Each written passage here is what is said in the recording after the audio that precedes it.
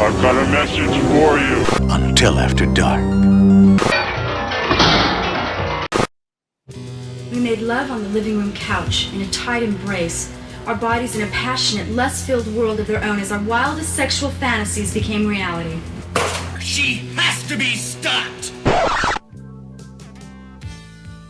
You know, if you're not in any hurry, we could lighten up this afternoon with some real action.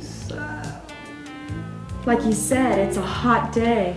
Let's cool off together. Why don't you join me in my shower? I hear you, that's you! No, I won't kill her. It's not her fault. It's the sick men like Ben who have to be stopped. They all have to be stopped from ruining my wife. That feels so good. Like, hey babe, like, why don't we go back to my bachelor pad, you know? Like, I just got some really cool air conditioning and, like, carpeting put in, you know? But best of all, I just got this really cool oversized bed, you know?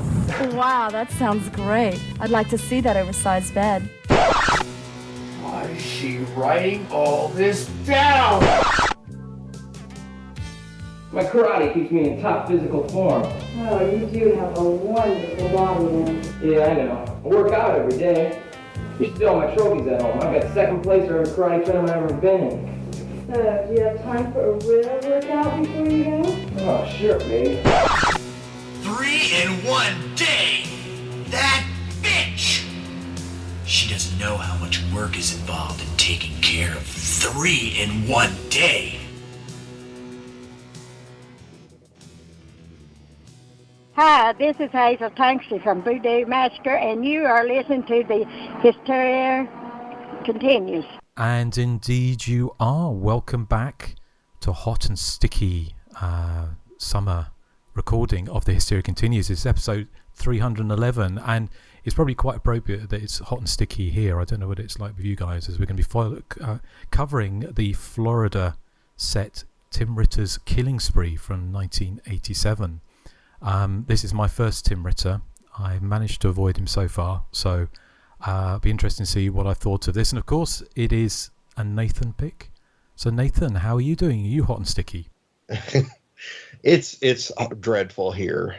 I do not like this weather. I will take freezing winter over scorching summer any day of the week. I doubt Erik would agree on that. No, you want to have experienced the constant grey of Ireland. Winter, summer, autumn, spring, grey. Well, I get it, but have you driven with no air conditioning in 100-degree weather? No, I admit that's probably a bit pants. Yeah. Oh, it's horrific. Well, even if you got the window open? Yes, because it's just hot air. And Joseph, is it hot and sticky where you are? Yes, it's like the devil went down to Georgia and blew his load all over my neighborhood. Ew. Well, that's an image, although quite fitting, I imagine, for the movie we're covering, in terms of exaggerated iconography and imagery. But before we come on to the Ritter extravaganza that is Killing Spree, let's have a little chat about what we've been watching recently. And I think so many of us have probably caught up with a certain film. So, Joseph, I think you were quite keen to catch In a Violent Place. In a Violent Nature. Nature, sorry. I don't know why I keep on calling it In a Violent Place. Maybe I'm thinking of, what's that one? A Quiet Place. Yeah, Quiet Place. That's what I'm getting confused with, yes. In a Violent Nature. So what were your thoughts? Because it's just come to streaming, isn't it? Because it didn't appear in my local Spanish cinema. So I didn't get a chance to see it until now. Yeah, this is obviously that kind of experimental, I guess you'd call it an art take on the slasher movie, although I really don't know what you'd call it, but basically you're following the killer's point of view through the entire film. And so the victims are just so nondescript, they might as well be the kind of disembodied voices of something you'd hear in, like, I don't know, Skinamarink or something. There's no personality to anyone. It's just you're following this lumbering, hulking killer through the woods killing people. And it's a novel idea, but I don't think it works in and of itself because I don't necessarily care about the killers in that manner. Like, I don't want to follow them around. I want them to be the kind of jolt that the characters encounter. You know, like he's like the hill on a roller coaster for the characters. And you don't really have, great characters here. So essentially you're watching some guy lumber around, in between, gory effect shots. And, that's just not for me. Some people might like it, but it just doesn't work for me. It's a 20-minute short film, a great 20-minute short film, stretched out way too long. And that is my tuppence on In a Violent Nature. Okay. Well, Nathan, did you catch up with it? I did. And I do tend to agree with Joseph. I think I liked it more than he did. I mean, of course, because you guys know I like pretty much everything. But, I did get some fun out of it. I think the cliffside death, I think that was a lot of fun. And honestly, I thought it was hysterical. And I said this to you guys in chat that I found it so funny how the character just seems to give up on life.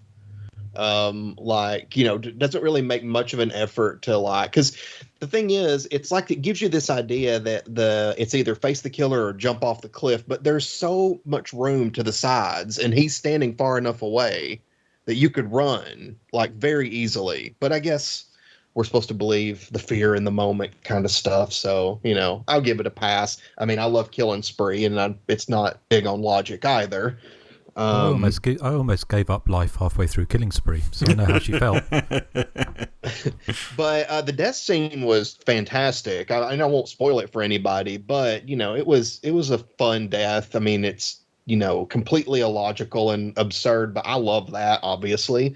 So, yeah, I mean, I was on board for it. Like I said, I do tend to agree with Joseph that it does tend to drag in spots because, I mean, there's just a lot of walking around the woods, I felt like. And, I mean, of course there would be because the movie follows the Jason Voorhees style killer as he's going around killing, the cardboard cutout characters. And in this one, they truly are. And I guess, artistically, they're kind of meant to be because for the killer, I mean, he's not going to see personality or anything like that with any of these people. He just sees people that he's going to kill.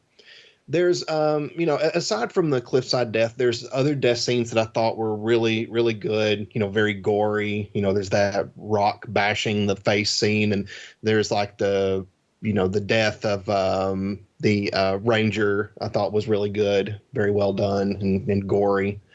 I will say that I did read a interview that not an interview, but a review on IMDb that I thought was kind of funny. And it was a person who was just like, well, because I, thought it was such a novel idea to follow the killer around and wondered why, hasn't anybody else done that? And he's like, well, then I watched In a Violent Nature, and the reason they haven't is because it's boring. And I thought that was kind of funny. But no, I mean, I still enjoyed it, for what it was. I think it was a fun idea, and I'm glad, that we had something like that, kind of a twist on the slasher subgenre. But, I mean, I wouldn't watch, say, a number of sequels like I would Friday the 13th. You know what I mean? Like if they did In a Violent Nature and it went all the way to part 10, I don't know that I could stick with it through all that. I guess I need a little more personality to my victims, at least something. So yeah, that's my Tupperware.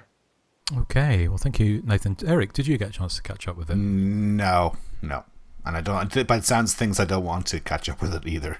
I would kind of come at it from a slightly more positive angle. I think I'm probably more positive than Nathan and certainly Joseph. I mean, I can see all the problems with it in so much that it's the idea of having this kind of slightly art house take or kind of indie sort of take on a slasher movie, where you've got all the elements that you'll be familiar with, like the vacationing teenagers or college age kids sitting around a campfire talking about an urban legend, accidentally resurrecting this killer who offs them in incredibly gory ways. And so, if anything, it kind of lifts the lid in a way that something like The Rise and Fall of Leslie Vernon did. But I think that did it much more entertainingly, because actually, when you're having a look at what how a killer in that as the kind of comedy is like how he manages to catch up with victims, all those kind of things, and how difficult it is to be a killer and know where all the victims are and all those kind of things. But with this, the idea that you are following this character, Johnny, the I think his name is Johnny, the killer, through the woods. It's kind of interesting to start off with, but it's repeated ad nauseum, and it's almost kind of in real time. So it's, if you've ever played the Friday the 13th game and you played it as Jason, then you'd be familiar with that trudging through the woods looking for victims, which can be a bit tedious until things get going, and that's kind of the problem with this movie, I can guess. It kind of subverts a lot of things. It's like the final girl in this is pretty ineffectual, which in some ways I quite like, because the whole idea that a final girl in a horror movie has to be this kind of uber Nancy from Nightmare on Elm Street always is a bit kind of overdone by this point. So to have somebody who's a bit kind of catatonic, I think kind of worked in the context, but what it doesn't necessarily mean is it's not particularly entertaining. And what I found weird about the approach from the director, he was saying things like, I didn't want to use music in this because it gives the audience too many cues about what to feel.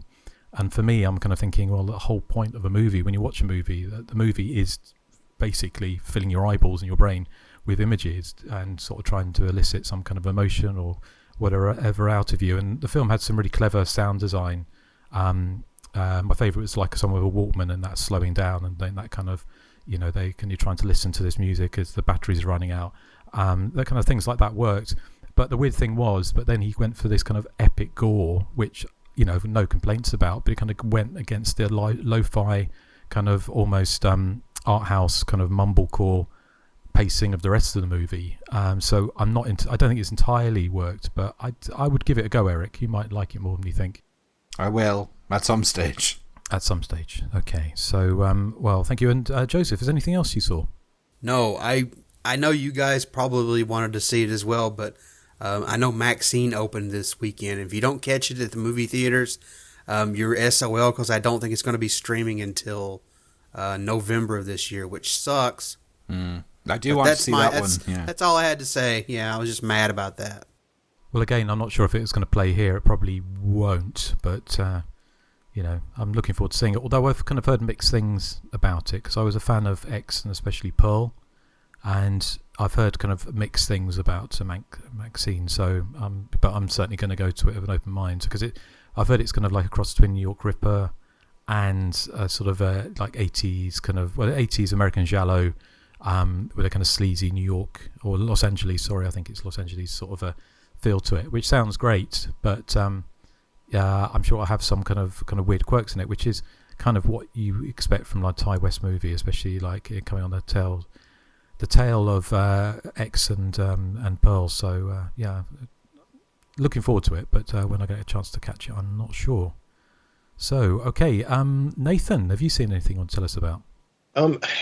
You guys know I missed the last episodes, so I can't remember if I discussed it or not, but I did catch up with Late Night with the Devil, and I loved it. I thought it was so good, and I loved the way it was shot, like, the talk show setup, and, it's one of those movies that, of course, the build-up is better than the finale, I would say, but I still love the finale regardless. I don't know how it would have been any better, if I'm honest, but the build-up, again, is just fantastic. Like, I thought the little girl was extremely creepy. So, yeah, thumbs up. Excellent. And I can't remember which one we did talk about. That's quite some length in one of the past episodes. So yeah, that's pretty much everything I've seen. Okay, well, thank you, Nathan. And Eric, I'm taking you've not had a chance to catch up. No, with anything, but my name's not Eric. I've changed my name to Domestos Suede, because I want to be like Asbestos Felt. So you have to call me Domestos now. Your name is Vern. I'm not the Vern. You're the Vern.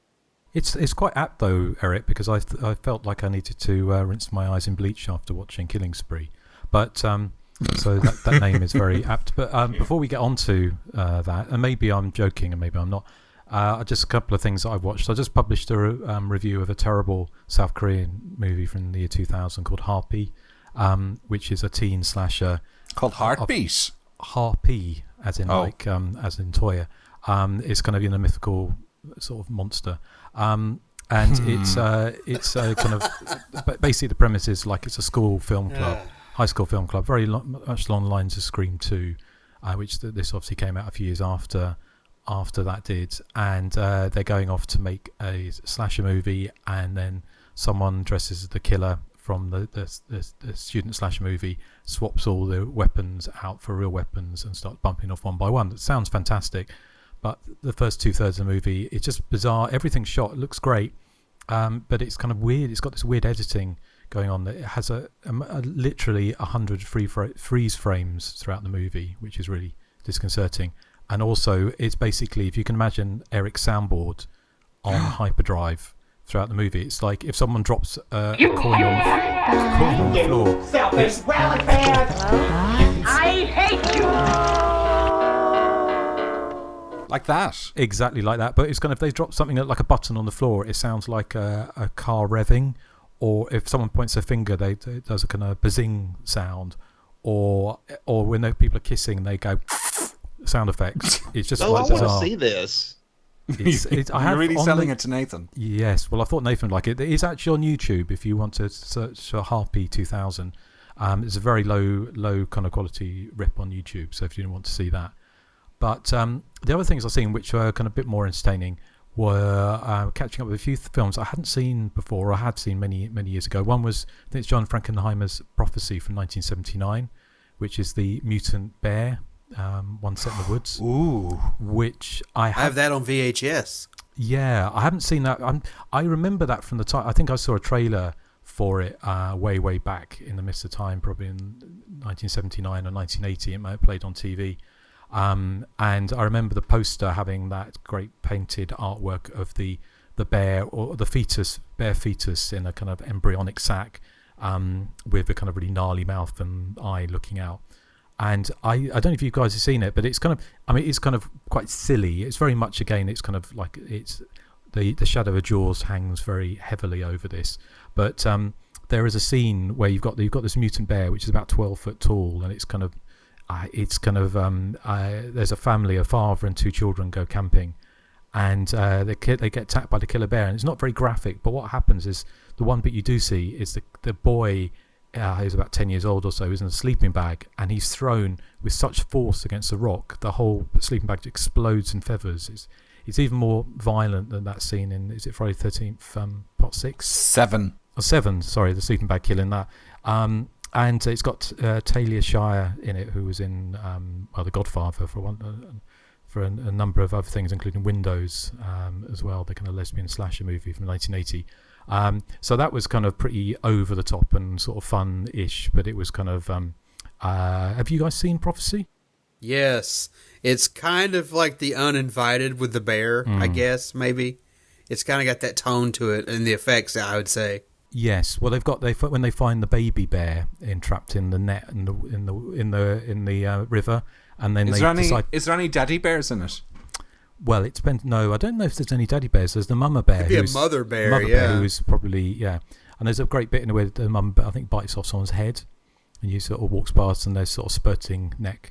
So there was that. Ooh, a daddy bear with a spurting neck, you say?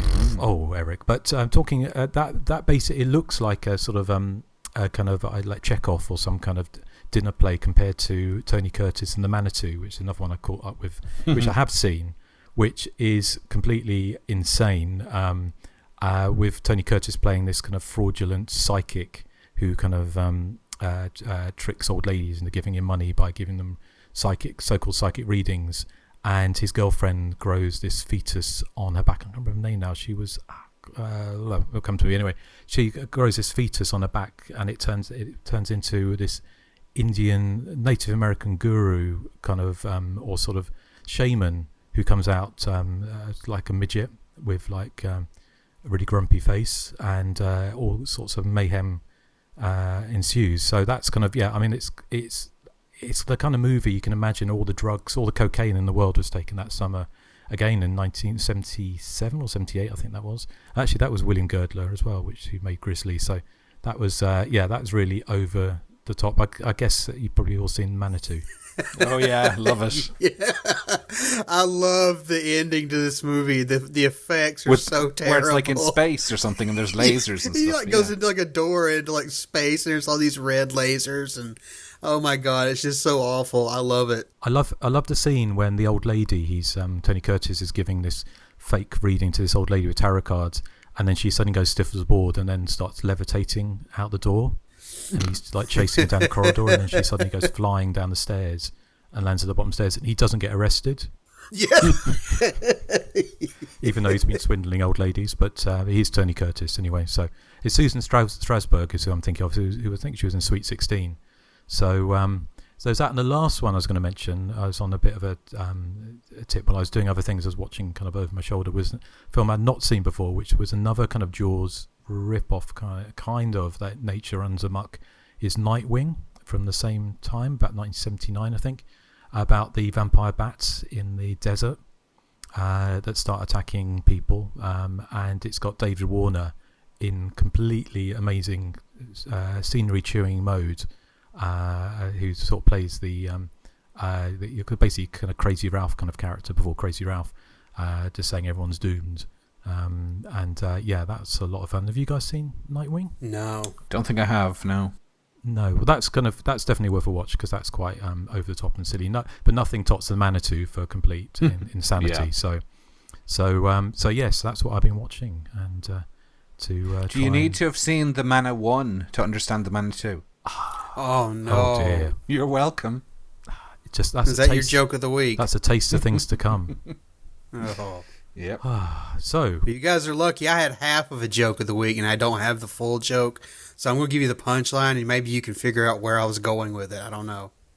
What is this going to be? Are we going to have to wait until after we talked about Killing Spree? Yeah, this is after Killing Spree. I'll do this after Eric's, I'm sure to be magnificent joke of the week. It is magnificent. I'm sure it'll be absolutely magnificent. So, yes.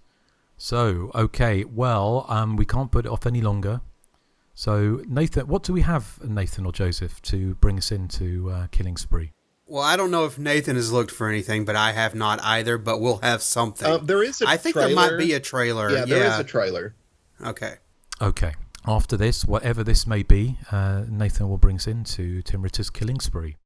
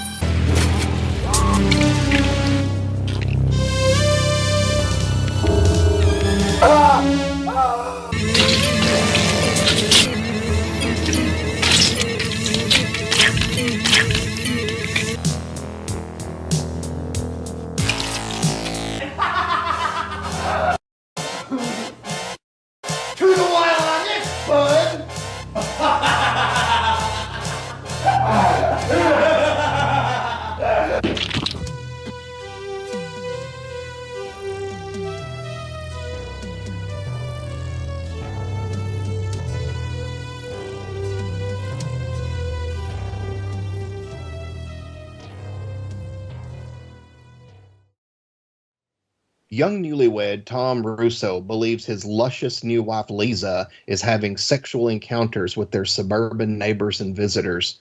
Tom retaliates by launching a methodical and highly inventive campaign to murder the lovers, utilizing such unexpected devices as a killer ceiling fan, an ordinary screwdriver, and a lawnmower. But Tom's victims don't intend to lie buried peacefully in his backyard. They're coming back from the dead for revenge. And that was the back of the VHS box for Killing Spree. Killing Spree was one that I saw, way back in the day, probably sometime in the 90s. I don't think I caught it like in the 80s. I don't know if any of my local video stores had it at the time. But I do remember coming across it eventually. My video stores did have... You make this sound like it's a virus floating around. I don't think my video store had it. They caught it sometime in the 90s. Or I caught it. Yeah. And it wasn't a virus. It was a love. an undying love once I caught the like film. a case of herpes. No. So yeah, when I saw Killing Spree, I mean, you guys have seen it now. Obviously, you guys know that the second I saw it, I loved it.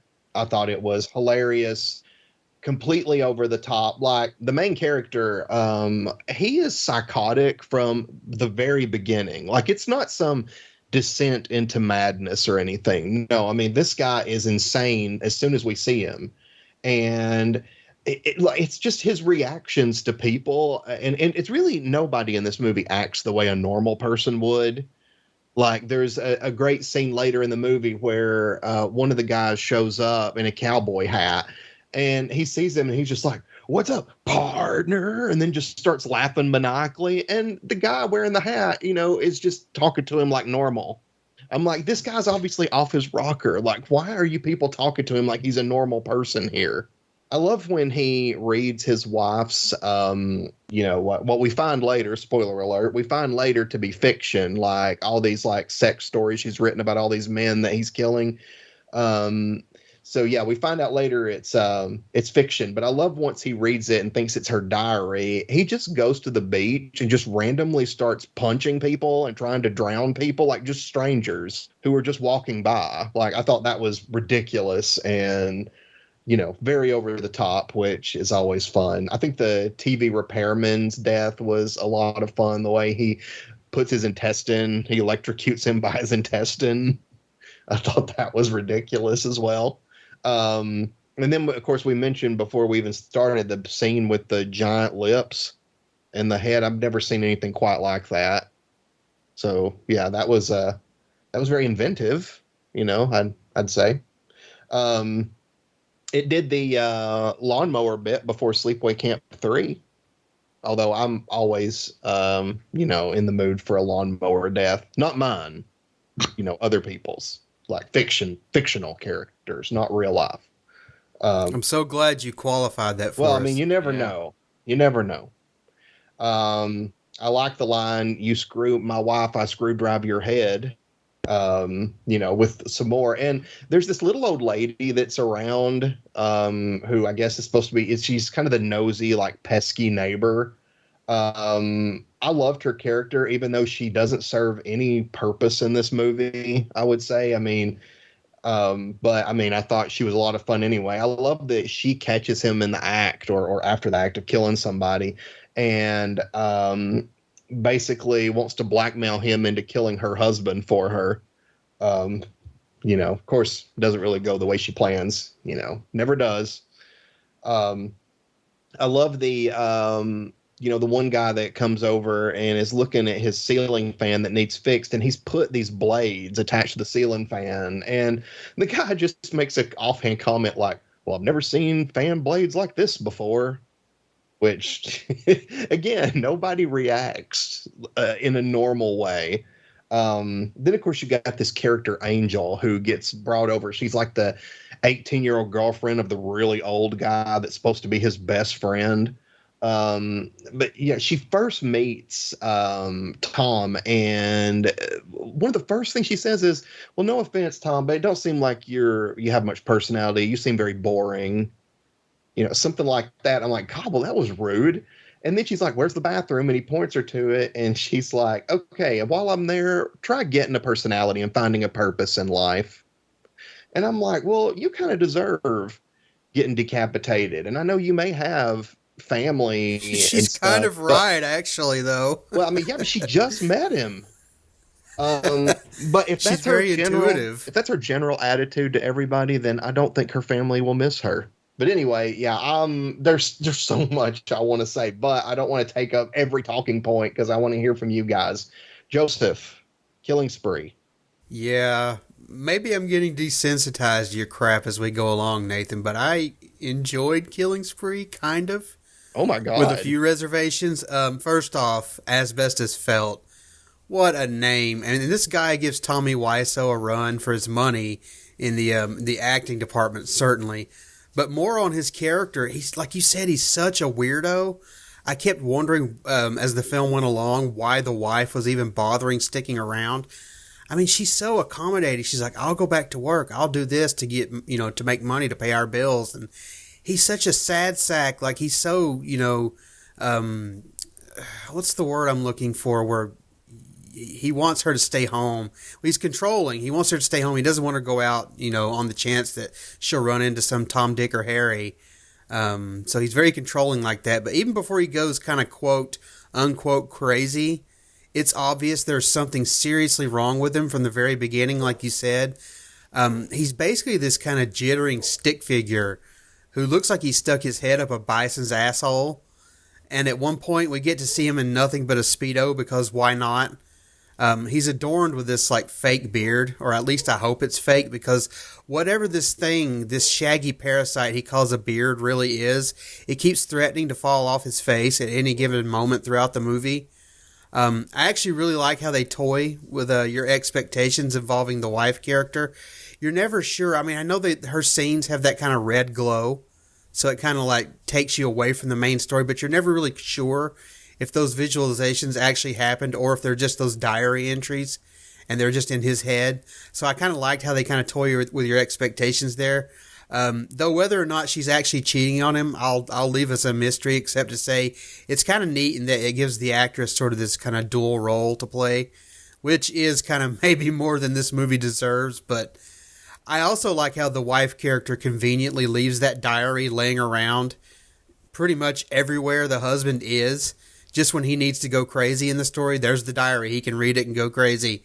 I mean, she has no issues with she has no boundary issues whatsoever. Fair play for all. I also love the shoddy effects in the kill scenes. There's a real craft with the crap here.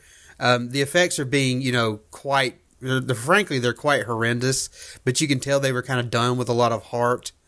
I especially love that bizarre, that giving head, in quotations, dream sequence with the wife's character.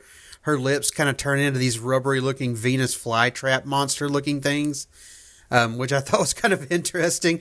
But there's, I think ultimately though, there's a kind of a craft to a perfect bad movie, especially if they're unintentionally bad, like, Nail Gun Massacre or Boarding House. And I don't think Killing Spree quite aspires to those great heights. I think there's only so much of Asbestos Felt laughing maniacally that I can stomach, and there is a lot of it here. I mean, certainly there is a lot to laugh at here. The character byplay is what I'm really liking here. The kind of back and forth between Asbestos and his wife, or Asbestos and his best friend, or the wife and the best friend, or even the wife when she's kind of philandering, from the pages of the diary. I like that stuff, but, Asbestos Felt laughing over and over. I kind of like, maybe trim about 15 or 20 minutes of that, and this could have been a kind of a contender for one of those perfect types of stinkers. But, I think it's hilarious as maybe Asbestos is to watch. I think, like I said, a little of him goes a long way. So this is enjoyable if you know what you're getting into. As a slasher movie, I don't think it necessarily works. I think the death scenes are they're inventive, but they're spaced out in such a way that you kind of almost forget this is a slasher, or is even adjacent at times. So, like I said, trim about 20 or 25 minutes of this movie, you'd have a pretty fun, short movie, I think. But as it stands, kind of a so-so bad movie. So, thumbs halfway up. All right, Eric. Yeah, this was my first introduction to Killing Spree as well.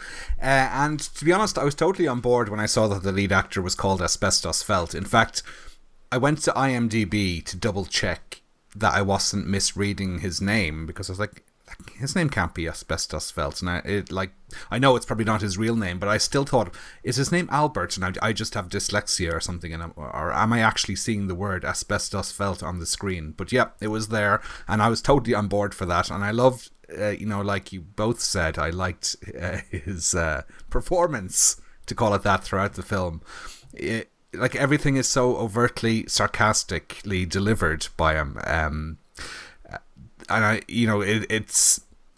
it's not a sort of Marlon Brando-esque masterclass in sort of highbrow acting now, but that's kind of one of the reasons why I kind of had a more, a positive, I suppose, reaction to Killing Spree. Much like Joseph, I thought it did wear out its welcome at a certain point, but I got a lot of enjoyment out of the film, much more than I anticipated. I noticed Fangoria getting a load of plugs in this film also. I mean, the elderly neighbour steals issue 66 from Tom's. It's just inside his front door. He has it lying there.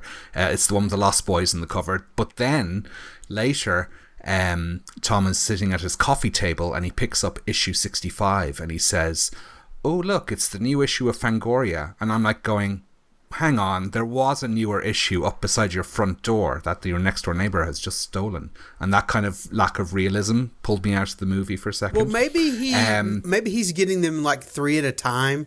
And so 66 would be the new one, but he doesn't know he got 66. So 65 would be the new one to him. Yeah. True, maybe there was a deleted scene explaining that. Yeah, I figure if we ever get the director's cut, he'll explain it. Speaking of which, I accidentally started watching the director's cut, which runs 106 minutes. Oh, we do have a director's cut. Oh, no. It runs 106 minutes. So I watched the first half hour one night. The next night I sat down to watch the remaining bit and fell asleep. So I went back and just watched the regular 85-minute cut that's on YouTube. But yeah, I'm like you, Joseph, I'm utterly confused by the beard. It looks like it's stuck on, but normally when somebody has a fake looking beard, it gets shaved off at some point in the film, so they appear clean shaven at some point, but that doesn't happen in this film at all. And it does look like it's peeling off in certain scenes, like when he wakes up from the nightmare and when he's going loco in the sea, which is another scene I loved. The beard seems to be coming off. It just looks bizarre, a bizarre artistic choice, I would imagine. He's also obscenely skinny. I mean, you mentioned that bit where he's vacuuming in his Speedos. It makes his head look way too big for his body. He looks like a lollipop. I said he looked like Greg Louganis with like dead Garfield on his head. Yes. And I had to ask you who Greg Louganis was, because I'm not really up on athletics and swimming and shit. And like you, Nathan, I thought there was one utter moment of genius in the film, and that is the giant lips scene. The dream sequence where Tom walks into the kitchen and sees his girlfriend straddling his best friend Ben. They're a weird pairing as best friends, because Ben looks like he's about 40 years older than Tom. And but anyway, aside from that, I love that surreal scene. It reminded me of Photos of Joya or Gloria or whatever we're calling it, the Lamberto Bava film. Where the killer sees kind of surreal images. We covered it a while back, whatever it is. Yeah. So seeing the giant set of lips suckle on Ben's head, complete with white fluid dripping down, misses. It's disgusting and surreal, and it reminded me of like Screaming Mad George style effects from Society or Nightmare on Elm Street 4. I also loved Angel, as you said, who matches Asbestos Felt for sarcastic delivery. Like you said, Nathan, she's just so rude. She's never met Tom before, and she's calling him boring and telling him to get a purpose in life. And yes, Justin, she does have hair that is kind of reminiscent of Toya, but she dresses like Susie, so we're going to call her Toysy, or maybe Susia. I think that's fair, although I don't think that was the real hair, was it? Probably not, no.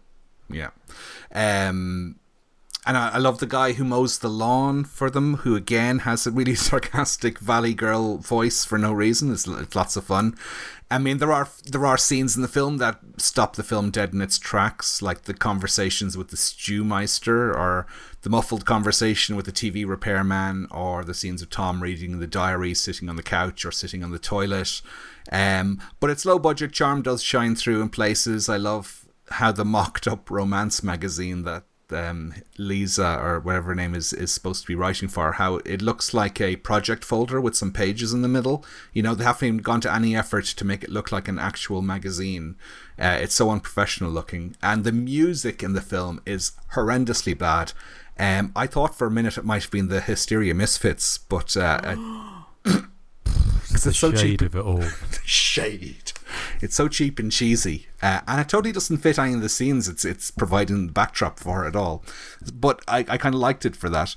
And the lo-fi gore, kind of fun, as you said, especially when he rips out that guy's intestines and connects them up to a car battery or something, is it, to kind of electrocute him. So I'd never go as far as to say this is an essential watch, but it has its moments. and I definitely didn't think it was awful. In fact, there were some points in it where it was so insanely weird and silly that I was really, really entertained. And I like the way it switches from slasher movie to zombie movie for the final act, which gives us a bit of oomph, I suppose, when my attention span was beginning to wane. And so overall, I think this is Asbestos Felt's best film to date. Would you agree, Nathan? Yes, I would 100% agree with that. Justin? Well, this is my first Tim Ritter, so I'd obviously heard about Truth and Dare. Is it Final Madness or A Critical Madness? A Critical Madness, that's the one. So I'd always I guess I shied away from it because of the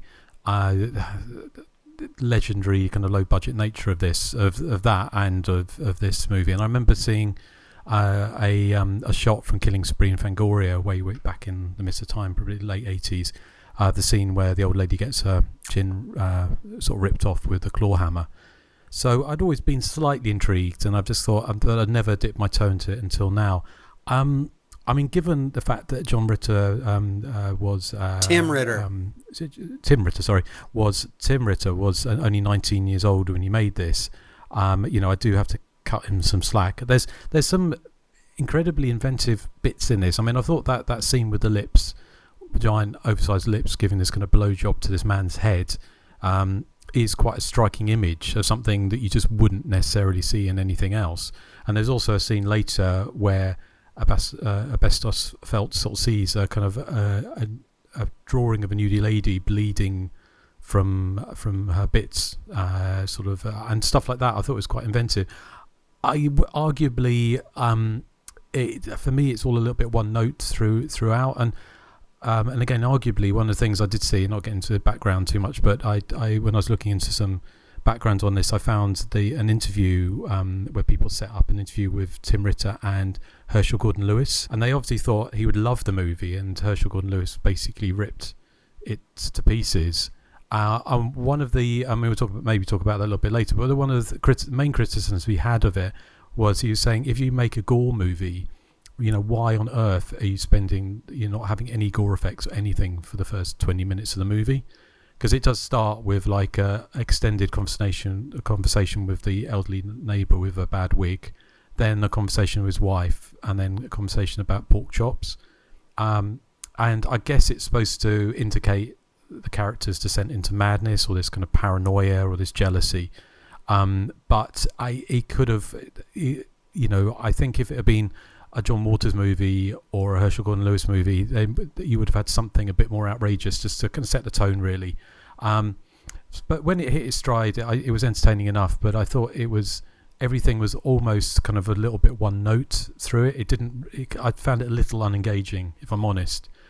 But again, he's only 19 years old, so hats off to anyone of that age that can sort of, make a successful movie like he did before, which I know was a kind of mini breakout hit in video stores, and to get this made as well, I think all kudos to him. So there were flashes of kind of Sam Raimi-esque kind of invention throughout it. And I, like you, Erik, I think you said about you liked how it kind of swerved into this kind of zombie revenge take at the end. It's kind of almost a bit, obviously, presumably taking kind of its nods from the end of Maniac, Bill Lustig's Maniac, with the murder characters coming back to life and exerting revenge. And I thought the main guy, Asbestos Felt, kind of had the right. I think his beard was real. I think that was a real beard. And I think he's just like a kooky character in real life. And I think he fitted that role perfectly. One thing I didn't quite get was the wife supposed to be writing romance for this and going to sell it to this magazine, but all of the romance scenes are basically intros to bad pornos. It's kind of like she makes double entendres and then gets into bed with like the electrician and things like that. Sex sells. But it does, but it's not really Mills and Boon, is it? Erotica. No. It's not like Milk Tray and Roses, is it?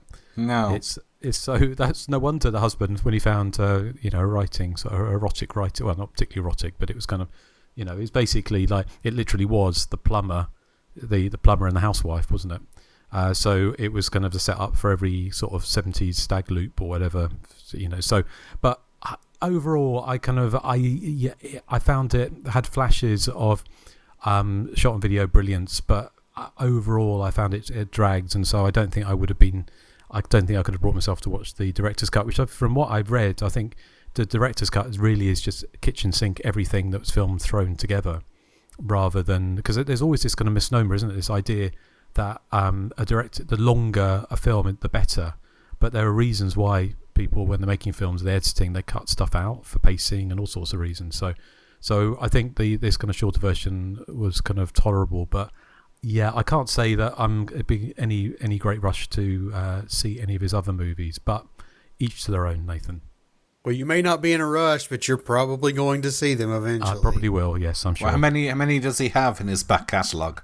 At least 4 or 5, I think. He's got a decent amount, actually, but it's, I was leaning more towards his slasher stuff, which, he doesn't only do slasher movies. There's a couple others that I could pick. Truth or Dare is one of them. I'd be interested in covering that, because apparently I've heard that's kind of better than this. It's a little more polished, I'd say. Yeah, it'll be fun to talk about it as well. I felt I loved the moment, and I forgot to mention this, with the TV repairman. Before he kills him, like, he does this karate on him that I thought was unbelievably ridiculous. I'm like, in what universe is this movie set where a guy comes into your home, is going to fix your TV, and then suddenly it leads to him doing karate on you? Like I said, I really think this movie takes place in some world where nobody acts the way a normal human would react. I mean, and like Joseph said earlier, like, he's kind of a misogynist anyway, because his wife is so sweet and kind and wants to help because, of, the money troubles that they're having. They can't even make their house payment. And he's just like, no, I want you in the home. And the best friend kind of says something about it, and the wife goes, no, it's fine. There's plenty for me to do around here, like clean the house. And I'm like, that's it. That's all you got day in and day out. I mean, it's just obvious that she would love to, like, help with the bills because, they're struggling so badly. I wonder, like, what led her to, like, what does he have to where she would want to enter into a matrimony with him to begin with? A 47-inch television. It has to be, because I can't imagine anyone on the street like, that guy looks like good marriage material. Yeah, I mean, and he's, like we were saying, he's kind of off his rocker right from the get-go. So I'm like, was he ever normal? And maybe he just changed. I don't know. But anyway. So moving on to background, and I know I want to discuss this with Justin since he watched it as well. But yeah, I watched that interview as well with Herschel Gordon Lewis, and I mean, he didn't hold back on how he felt about the movie, whatsoever. He was really, I think everyone was a bit shocked, weren't they? I mean, I wouldn't say he was rude. I mean, he was given his honest opinion, but his honest opinion was that it was a terrible movie. And he gave his reasonings why. Although I did kind of get a kick out of one part when he was like saying something about the special effects being bad. And I'm like, come on, Herschel. I think he made some decent points, about it. But again, like, some of what Herschel said, and again, like, I love Herschel Gordon Lewis, love his movies, but some of the stuff he said kind of made me kind of give the side eye, like, wait a minute. You're complaining about that, but no, I've seen your movies too. So, I do get, like, not showing the gore, like, because of course that was one thing about him, is he always showed the gore. But yeah, I saw that interview, and I was like, I don't know. It seemed kind of tense in that studio. And Tim Ritter actually commented about it like years later. And he mentioned that being one of his low points because, that was one of his idols. Like if Susie was criticizing you, Justin. Or if Toya's saying that your jokes of the week weren't funny. Can you imagine that? She'd never say that. She's too nice. And she has taste. But I was surprised that, that is a very painful watch because they always say, don't they, never meet your idols. But they did go and work together though, didn't they, in the future? So I think that was kind of water under the bridge. Yeah, I don't think he held a grudge or anything. I just think, like you said, he was 19 when he made it, and that interview was done, a few years after, but I mean, we're still talking about somebody who was really young.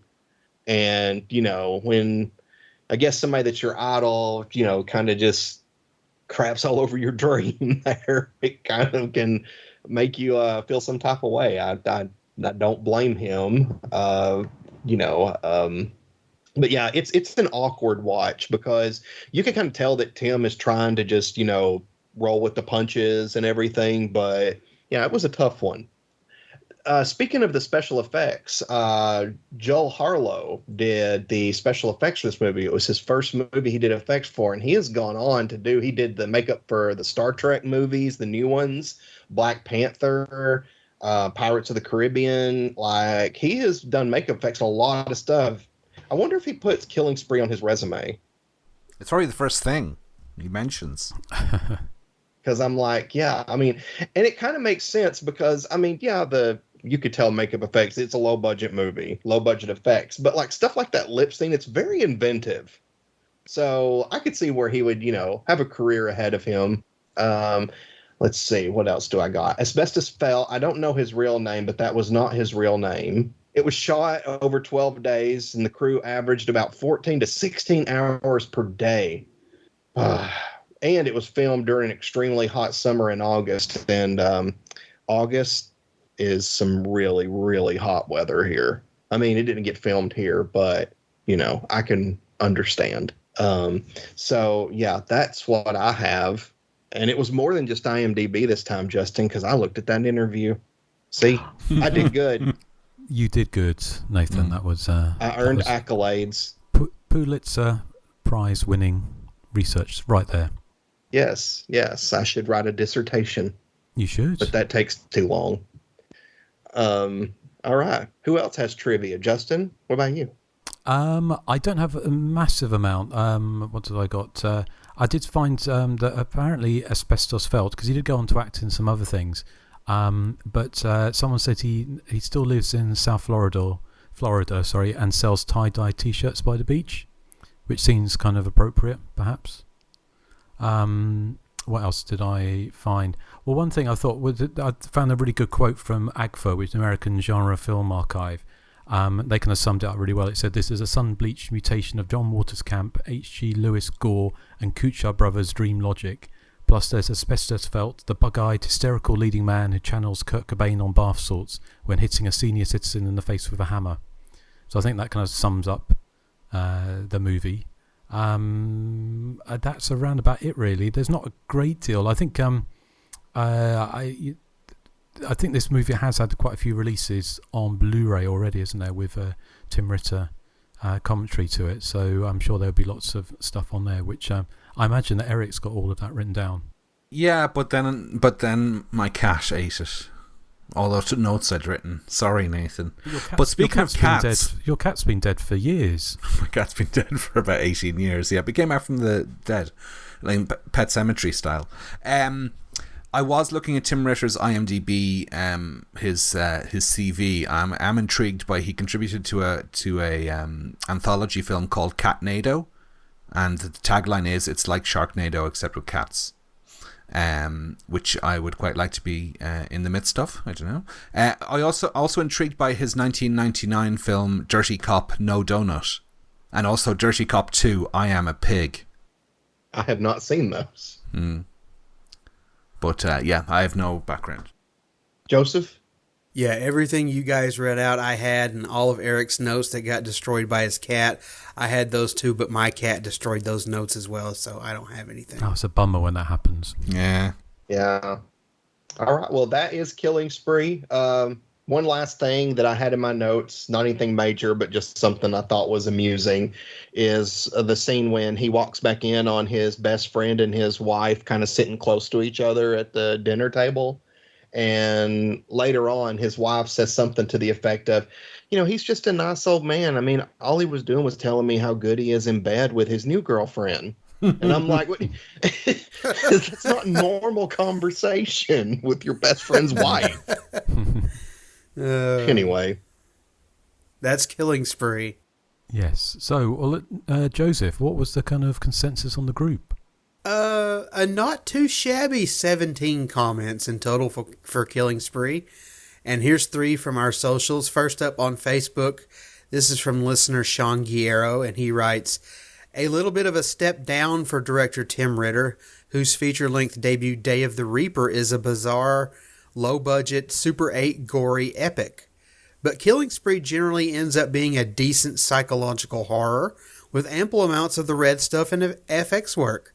There was enough here to keep me hooked. Lots of selfish relatives, victims who had families, and people that loved them. And Allendale was in Neighbors. Yeah. Instagram follower B-Movie Cult says, saw Truth or Dare back in the day, so I'm a little scared to watch this one. And over on YouTube, Bourbon Jazzy Life, that's a great name, by the way, says Killing Spree is a masterpiece. How about that? Ooh, each to their own. Yeah, to each their own. Follow us on Facebook and Instagram to stay up to date on all that we're doing. Listen on Amazon, Apple, iHeartRadio, Spotify, YouTube, and about a billion other podcatchers, both good and horrendous. Join us on Patreon for as little as $1 per month to help support the show. Or if you're financially inclined to do so, select a tier that fits your budget for that extra monthly bonus content. That's patreon.com/The Hysteria Continues. All one word. And that goes for our email address as well, thehysteriacontinues@gmail.com. Sorry, Justin, you can now interrupt. Okay, thank you. I was just going to say thank you to the outpouring support for what happened to me very unfairly. There was no outpouring of support for you. When I mistakenly mispronounced Pino Donaggio's name. When you got his name completely wrong. Of half when you a point, got his name completely wrong. Well, I don't think I did, Eric, because I got his first name right, Pino. You got yeah, and I said to you then, I said, okay, if a question was asked to me and the answer was Wes Craven, and I said Wes Anderson, would I get a half a point for that? And you said wouldn't. No, if you'd said Wes Spanderson, then you probably would have got a point. No, if it was Wes Craven and I said Wes Anderson, I'd just get a call. I got his first name right. No, or in that case, if you said I got his first name right. Wes Braven, you would have got half a point. So it's obvious he was going for that person, Eric. But it didn't. Justin's attempt at DiNaggio didn't sound anything like it. But he was going for that guy. He was going for that particular person. But he didn't know his name. I did know his name. You didn't know his name. You didn't know his name. I mispronounced it. And you didn't mispronounce it. You didn't know his name. Joseph was very, very fair. And if you want to listen to the... This went on behind the scenes like this as well, by the way. I have screenshots. If you pay us an extra $1 on Patreon, I'll release them. But I mispronouncing his name, Justin. We'll see who the real Inga is. Yeah. Excuse me, I'm talking. Well, I think mispronouncing his name would have been like saying Don Aguio or something. You said completely different letters, Justin. Pinot is also an alcoholic beverage, and you use those. So I think you were just looking at something that had Pinot on it. Yeah. Well, you would have done better in the quiz, Nathan, if there was a question with the answer of cheap Chardonnay, wouldn't you? Well, I've never drank Chardonnay in my life, but I like the word a lot, so I like to use it. Here's the ultimate thing, though. The quiz is done. It's happened. It's over with. What do you want us to do, Eric? Do you want us to go back and strip Justin? I want Justin to admit that he cheated. What, Joseph? Did I cheat? And I want you. No, you didn't cheat. I want you may have stumbled with your words, but you didn't cheat. He did. And you knew. And Joseph was quite right. Would you say, Joseph? I knew who I was going for. I just said the. No, that's he not was good going enough. for that guy. He knew who it was. If you were on the weakest link or something and you gave that answer, you would not get it. Well, this isn't the weakest link. Yeah, obviously not. There's absolutely no professionalism goes into your quizzes. Anyway, talking of the weakest link. I think you should let it go, Eric. I think you should let it go. You're the Inga, Justin. You're like, I need half a point for that because you know what I meant. I got the first name right. Anyway, if you want to hear all the gory details, then head over to Patreon and hear Eric crying like a little girl. Justin crying like a little girl because he demands a point for getting a question wrong. I think anyone listening to Eric will know exactly what went on. Well, Joseph just gave it to him. That was, yeah. So Joseph, you're just as bad as Justin is. The two of you are just a pair of I'm sorry, shysters. Justin. You don't need to apologise, Joseph. I think it's. I think anyone listening to it will realise.